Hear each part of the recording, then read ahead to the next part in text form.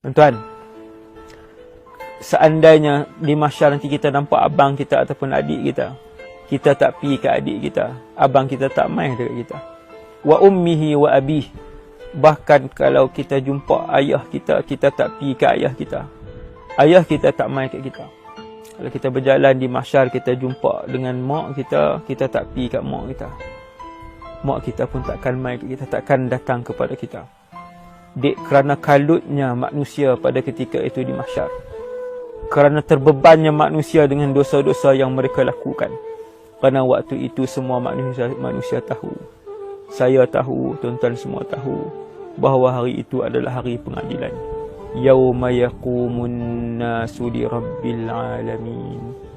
Pada hari itu setiap manusia akan dihadapkan kepada Allah Subhanahu wa taala untuk ditimbang apa sahaja yang dia lakukan, sama ada dia kafir ataupun tidak.